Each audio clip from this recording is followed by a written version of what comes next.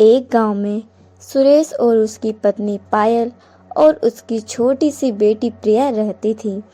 पायल अपनी बेटी से बहुत प्यार करती थी और सुरेश एक ऑटो ड्राइवर था। उसे शराब की लत थी। वो पूरा दिन शराब पीता रहता था और घर के लिए बहुत कम पैसे कमाकर लाता था और वो अपनी आधी कमाई शराब में ही उड़ा देता था। वो अपने परिवार वाले से भी ठीक से बात नहीं करता था।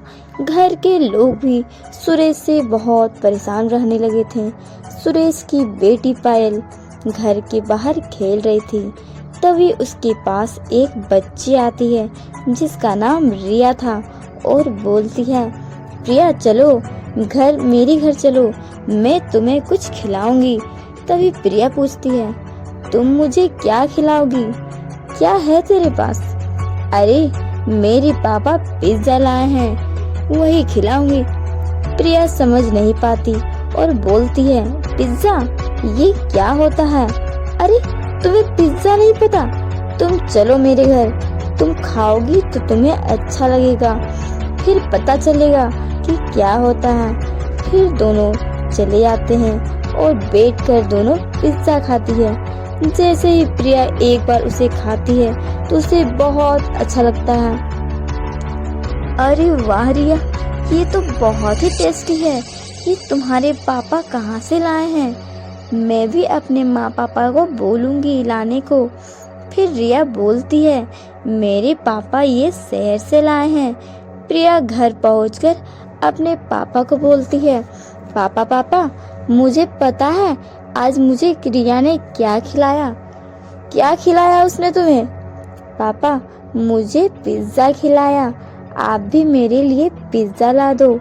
हाँ, मैं तेरे लिए पिज्जा लेने के लिए कमाता हूँ ना, चल जा यहाँ से। प्रिया रोते हुए अपनी माँ के पास चली जाती है। फिर उसकी माँ बोलती है, मैं तुम्हारे लिए पिज्जा ले आऊंगी, अब चुप हो जा। प्रिया की माँ दूसरों के घर में काम कर अपनी बेटी की जरूरत पूरी करती थी। एक दिन जब वो पिज्जा लेकर घर लौट रही थी, तभी रास्ते में एक गाड़ी उसे टक्कर मार देती है और प्रिया की जान उसी वक्त चली जाती है। गाड़ी की ड्राइवर डर से भाग जाता है। प्रिया घर में परेशान हो रही थी कि माँ कब आएगी। प्रिया अपनी माँ का इंतजार बहुत देर से कर रही होती है और सोचती है, इतना देर क्यों हो रहा है? माँ तो इतनी देर कभी नहीं करती। उसे कुछ समझ नहीं आता और वह माँ को खोजने के लिए निकल जाती है। बहुत दूर जाने के बाद वो उसे उसकी माँ नहीं मिलती। वो फिर वापस कहीं और जाके देखती है तो उसे उसकी माँ की लाश दिखाई देती है जो पूरे खून से लिपटी हुई थी। उसकी प्रिया देखकर बहुत डर जाती है और रोने लगती है और बोलती है, माँ उठो, तुम्हें क्या हो गया माँ? उठो, उठो ना माँ, उठो। फिर देखते ही देखते सभी लोग वहाँ आ जाते हैं। प्रिया के पिता और गांव के लोग मिलकर पायल का अंतिम संस्कार करते हैं। प्रिया की याद में रोती रहती प्रिया बहुत परेशान और सोचती थी कि अब मैं क्या करूं? मुझे तो कोई काम भी नहीं आता, लेकिन रोटी बनाना अच्छे से आता है। अब मैं रोटी का कारोबार शुरू करूंगी। तभी प्रिया रोटी का कारोबार शुरू करती है, लेकिन उससे रोटी कोई नहीं लेता। तभी उसके सामने एक चुड़ैल आ जाती है। प्रिया उसे डर कर पूछती है, तुम कौन हो?